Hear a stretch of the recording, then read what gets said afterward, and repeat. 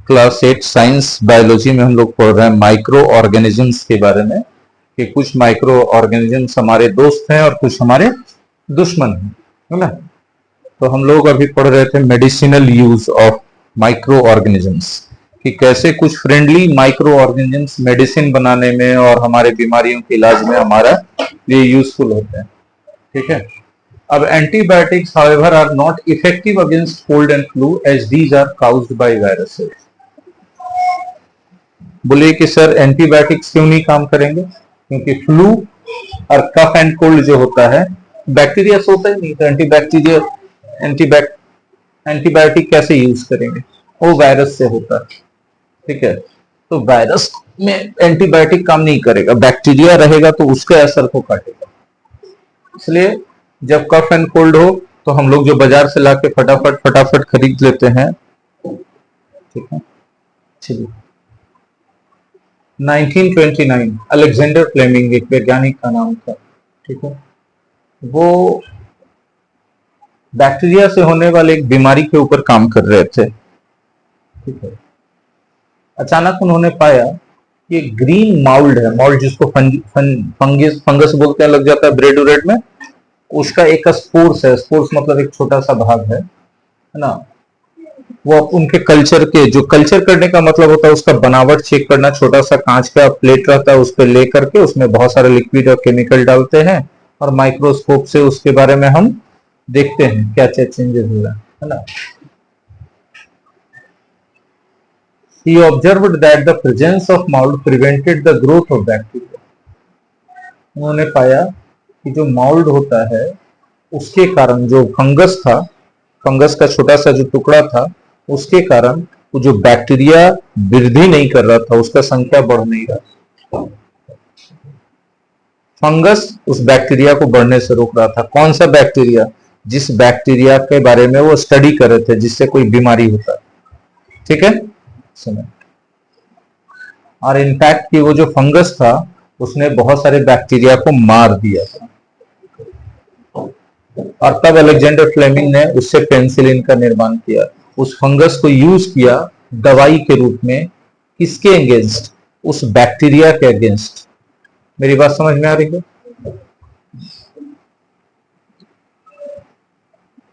अब हम लोग पढ़ेंगे वैक्सीन बनाने में माइक्रो ऑर्गेनिजम्स का क्या रोल है। हम छोटा सा हिंट एक बार दे चुके हैं आपको। जब कोई भी डिजीज पैदा करने वाला माइक्रो ऑर्गेनिज्म हमारे बॉडी में एंटर करता है, तब बॉडी के अंदर, जो हमारे शरीर के अंदर एंटीबॉडीज बनते हैं। एंटीबॉडीज का मतलब क्या? जो ये माइक्रो ऑर्गेनिज्म जो एंटर कर गया हमारे बॉडी में, उससे लड़ने के लिए हमारे बॉडी के अंदर कुछ पार्टिकल्स बनते हैं, उनको एंटीबॉडीज कहते हैं, ठीक है। और ये एंटीबॉडीज क्या करते हैं? जो घुस रहा है, वायरस है, बैक्टीरिया है, उससे लड़ता है, उसको हराता है, तो हमारा शरीर बीमारियों से बच जाता है। जब माइक्रो ऑर्गेनिज्म अगर एंटर किया हमारे बॉडी में, तो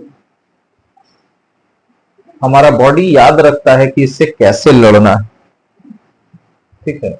बॉडी कुछ केमिकल बनाता है, कुछ ऐसी चीजें बनाता है जो अपने आप उस बैक्टीरिया या वायरस या माइक्रो ऑर्गेनिज्म पर जाकर के उसके ग्रोथ को रोक देता है, उसको मार देता है। हमारा बॉडी याद रखता है कि अच्छा, ये घुसा है, इसमें ये वाला केमिकल बना देना है। बात समझ में आ रहा है? तो मर जाएगा। अगर हमारे शरीर के अंदर कमजोर माइक्रो ऑर्गेनिज्म, जैसे चेचक का कोई वायरस है, वो हमारे शरीर में डाला जाए, उसको कमजोर करके डाला जाए, मरा हुआ डाला जाए, ठीक है, तो घुसा जैसे ही हमारा बॉडी एक्टिव हो जाएगा अंदर से कि केमिकल बनाओ ताकि उसको मारे, हाँ या ना। अब बॉडी जो है केमिकल बनाने लगा, उससे फाइट करने लगा, है ना, एंटीबॉडीज बनाने लगा और उसको मारने लगा। बात समझ में आया? अब बॉडी के अंदर क्या हो जाएगा? ज्यादा क्षमता पैदा हो जाएगा, बार बार माइक्रो ऑर्गेनिज्म डेड रूप में या कमजोर रूप में डाला जाएगा, तो बॉडी एंटीबॉडीज तेजी से बनाने लगेगा, हाँ या ना। तो अब जब ओरिजिनल वो वाला वायरस या माइक्रो ऑर्गेनिज्म घुसेगा बीमारी करने के लिए, तो ये तो बॉडी का आदत बना हुआ है कि घुसे तो मारो, नहीं समझे बात को? तो ओरिजिनल वाला भी घुसेगा तो उसको क्या करेगा? मारेगा। तो इस तरह हमारा शरीर वैक्सीन लगाने से, किसी एक बीमारी का वैक्सीन जब लगाया जाता है तो हमारा शरीर के अंदर क्षमता पैदा हो जाता है उस माइक्रो ऑर्गेनिज्म के अगेंस्ट एंटीबॉडी बनाने का। बात समझ में आ रही है सबको? ठीक है, देखिए वीकेंड किया जा रहा है माइक्रोब को। If a dead or weakened microbes are introduced in a healthy body, the body fights and kills them by producing suitable antibodies.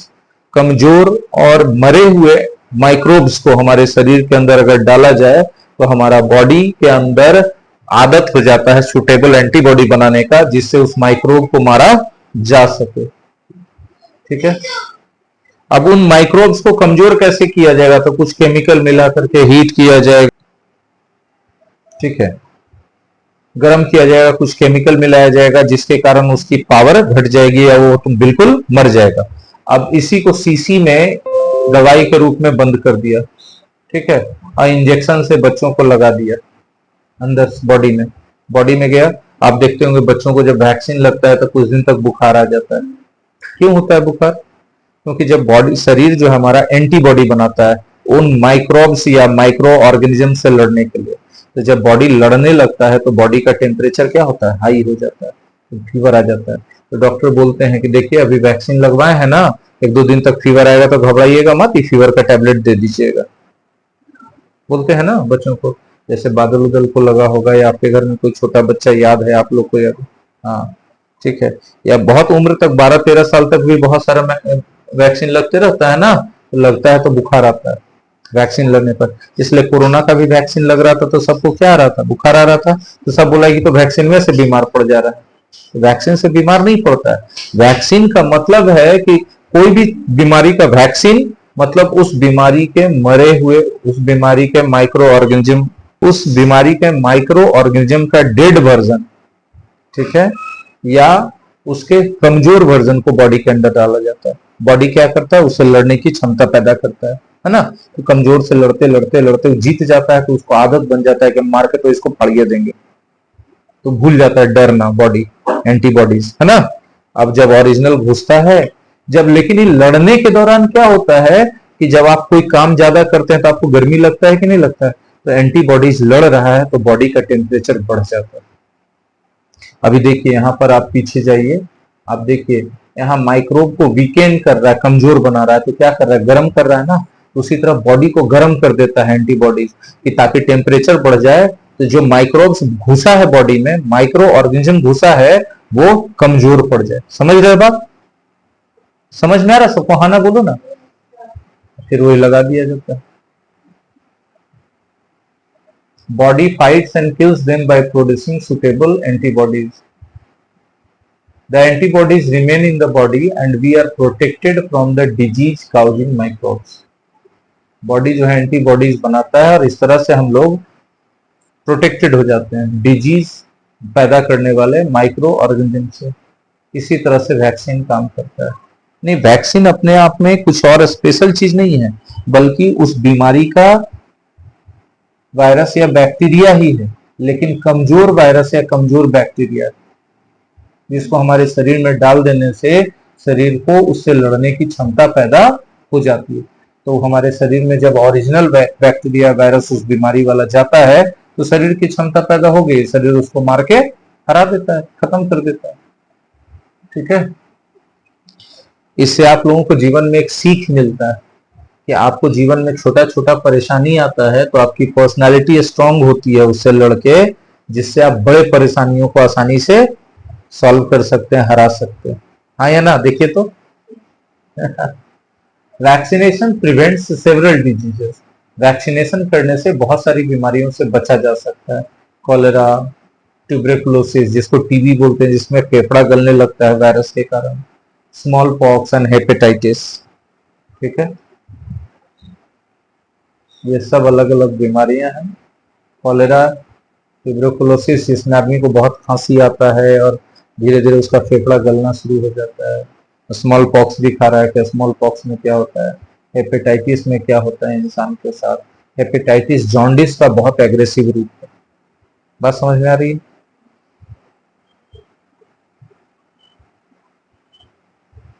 Vaccination is essential to protect all children against these diseases.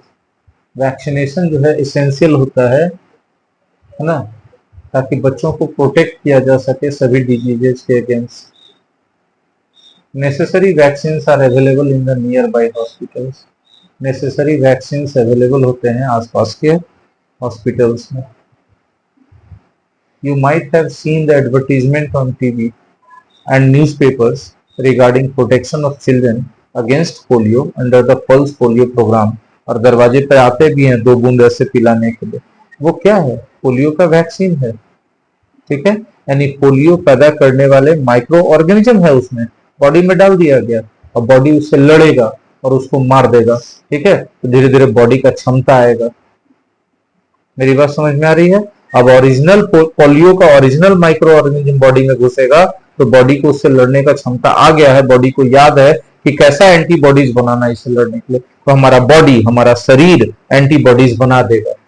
Anti मतलब विरोध करना, body मतलब body का विरोध। किस body का? मेरे शरीर का, मेरे बॉडी का विरोध नहीं कर रहा, उस माइक्रो ऑर्गेनिज्म के बॉडी का विरोध करने वाला चीज एंटीबॉडीज हो गया। बात समझ में आई? Simple. Polio drops given to children are actually a vaccine. ये एक तरह का वैक्सीन है। A worldwide campaign against smallpox has finally led its eradication from most parts of the world। पूरी दुनिया भर में स्मॉल पॉक्स के खिलाफ एक बहुत बड़ा कैंपेन चलाया गया और इसके फलस्वरूप क्या हुआ कि पूरी दुनिया से स्मॉल पॉक्स लगभग समाप्त हो चुका है। अभी भी केसेस हैं, कम है केसेस। तो उस कैंपेन में क्या किया गया कि स्मॉल पॉक्स का ये जो वायरस आपको दिख रहा है, इसी को कमजोर करके शीशी में डाल दिया और इंजेक्शन से आप बच्चा को लगा दिया, सारे बच्चा को दुनिया में, ठीक है। बोला क्यों लगा दिया? अभी हम बताएं कि जो है कमजोर किया हुआ वायरस है, इससे बॉडी लड़ करके इसका एंटीबॉडी बना दिया, इस वायरस का एंटीबॉडी बना दिया बॉडी।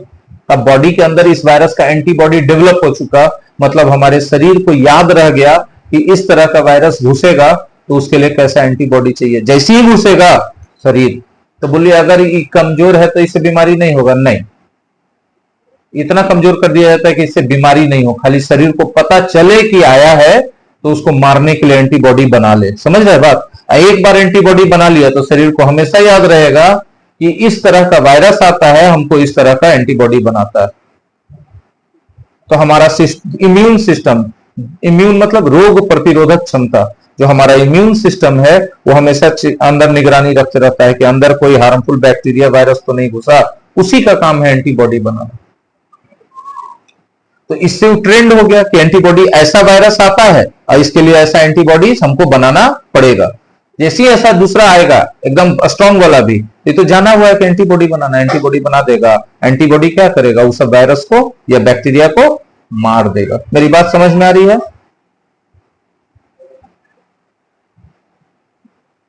इन दिनों वैक्सीन लार्ज स्केल पे बनाए जाते हैं, माइक्रो ऑर्गेनिज्म से बनाए जाते हैं सब वैक्सीन, ताकि मानवों को और जानवरों का सुरक्षा किया जा सके बहुत सारे डिजीजेस से। एडवर्ड जेनर स्मॉल पॉक्स का वैक्सीन सबसे पहले उन्होंने ही बनाया था 1798 में, ठीक है। इसके पीछे छोटी सी कहानी है, उसको आपको जान लेना चाहिए कैसे उन्होंने बनाया था, ठीक है। यह स्मॉल पॉक्स किसी को हुआ था, उसमें से जो दाना दाना हो जाता है उसमें से कभी कभी पस भी निकलता है, उसको लिए, ठीक है। अब कैसे उसको गर्म किए या क्या किए, कमजोर पड़ गया, किसी और बच्चे के या किसी आदमी के अंदर उसको इंजेक्शन से गलती से डाल दिए, तो देखे कि उसका ठीक होने लगा। तो देखे कैसे ठीक हुआ भाई, याद किए क्या क्या किए थे, तो ऐसा करने से ठीक हो रहा था। तो इस तरह से एडवर्ड जेनर ने बनाया था, ठीक। स्मॉल पॉक्स का वैक्सीन 1798 में। मॉड्यूल 6 में हम लोग पढ़ने वाले हैं कि माइक्रो ऑर्गेनिज्म का यूज हम लोग एनवायरनमेंट को क्लीन करने में भी करते हैं और सॉइल की फर्टिलिटी को बढ़ाने में भी करते हैं। सॉइल की फर्टिलिटी कैसे बढ़ाई जाती है? कुछ खास तरह के बैक्टीरिया हैं और ब्लू ग्रीन एल्गी हैं, जिनके रहने से मिट्टी में जितना भी नाइट्रोजन है या मिट्टी के आसपास वायुमंडल में जितना नाइट्रोजन है, उसको ये बैक्टीरिया और एल्गी एब्जॉर्ब करते हैं और ऐसे कंपाउंड में बदल देते हैं जिनको पौधे आसानी से सोख लेते हैं। ठीक है। नाइट्रोजन हवा वाला देखिए मिट्टी में गया, इसको NO2 में और NO3 में इन बैक्टीरिया और वायरस ने बदल दिया।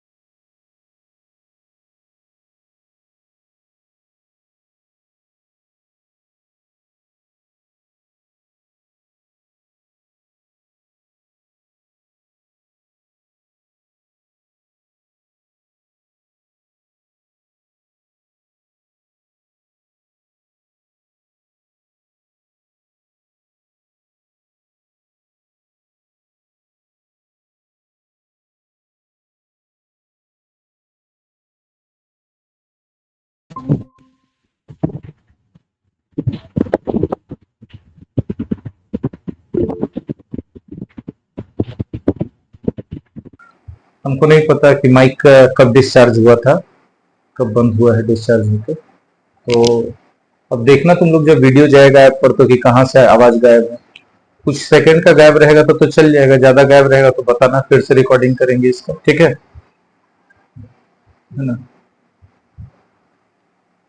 देखो हमने क्या बोला, ऑर्गेनिक जितने भी वेस्ट मटेरियल है सबको एक गड्ढा में डाले और उस गड्ढा में डिकम्पोजर बैक्टीरिया डाल दिए। जो माइक्रो ऑर्गेनिज्म है वो सबको क्या करेगा, खाएगा, उससे न्यूट्रिशन लेगा। कोई भी जीव कुछ खाएगा तो उसको पचाएगा कि नहीं पचाएगा, पचाएगा ना। तो पचने के बाद वो न्यूट्रिएंट्स उससे ले लिया, अब बाकी जो फालतू बचा वो वेस्ट मटेरियल के रूप में निकाल देगा कि नहीं निकाल देगा। तो वेस्ट मटेरियल निकालेगा ना, वो चीजवा रह जाएगा बहुत उपयोगी। उसमें नाइट्रोजन, फास्फोरस, कैल्शियम, बहुत सारा चीज रहेगा जो हमारी मिट्टी को चाहिए। बात समझ में आया। और उसको कंपोस्ट खाद के रूप में हम लोग यूज करेंगे। करा ना, they are put in a pit meant for waste disposal. एक तरह के गड्ढे में रखे जाते हैं, वो गड्ढे को बनाया ही जाता है वेस्ट डिस्पोजल के लिए, ठीक है। After some time it gets decompose, आप कुछ समय के बाद ये अपने आप डिकम्पोज हो जाता है। अपने आप भी हो जाता है और कर भी सकते हैं, है ना। और ये मैन्योर में बदल जाता है। ठीक है, देखिए इसमें देखिए आपको पिक्चर दिखाया है, साइड में कॉर्नर में देखिए, लेफ्ट साइड में कॉर्नर में कुछ दिखा रहा है कीड़ा मकोड़ा का, है ना। वो सब इसको खाता है, ये सब वेस्ट मटेरियल को खाएगा तो पचाएगा ही पचाएगा, पचाएगा तो वेस्ट मटेरियल निकाल भी करेगा अपने बॉडी से। जो वेस्ट मटेरियल निकला वही हो गया आपका क्या, मैन्योर, है ना। अब मैन्योर का क्या फायदा है, जमीन का फर्टिलिटी भी बढ़ेगा, उसमें बहुत सारा न्यूट्रिएंट्स रहेगा। हाँ कि ना। Large amount of dead organic matter in the form of decaying plants and sometimes dead animals is seen on the ground। ऐसा चीज आपको मतलब ऐसे सड़क पे तो नहीं गिरा रहता है सिविलाइज्ड सोसाइटी में, लेकिन इधर उधर ये सब चीजें रहती हैं, ये सब भी डिकम्पोज होता है। देखिए धीरे धीरे गायब हो जाता है अपने आप, समय के साथ साथ गायब हो गया। मतलब क्या कि वहां जो मिट्टी में माइक्रो ऑर्गेनिज्म सब था वो सब उसको खा गया, खा के पचा गया, अब पचा के वेस्ट मटेरियल निकाल दिए, और उसका वेस्ट मटेरियल मिट्टी जैसा दिख रहा है, मिट्टी में मिल गया, लेकिन मिट्टी में उसके कारण क्या आ गया, बहुत सारा न्यूट्रिएंट्स आ गया, उसका फर्टिलिटी बढ़ गया।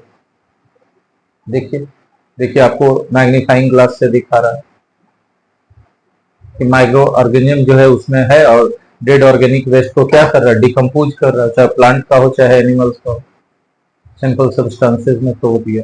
देखिए ऐसा हो गया, हो गया ना मिट्टी जैसा। अब उसमें से न्यूट्रिएंट्स चला गया मिट्टी में। ठीक है,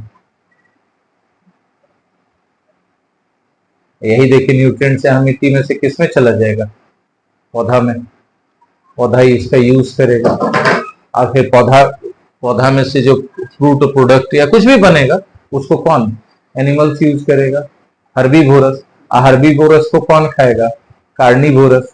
पूरा साइकिल चल रहा है कि नहीं चल रहा है, और फिर साइकिल वोरस, कार्निवोरस, हर्बीवोरस सब मरेगा, फिर वो मरने से जो गंध हो रहा है, वो गंध क्यों हो रहा है, देखिए लड़का नाक पे हाथ रखे हुए ऐसे बंद किए हुए, क्यों, तो जब इसको डिकम्पोज कर रहा है, हम वेस्ट मटेरियल कहीं भी निकलता है तो उसमें से गंध निकलता है, बहुत सारा गैस भी निकलता है ना, तो वही चीज है। लेक्चर 3 अगले दिन हम लोग करेंगे। Thank you very much.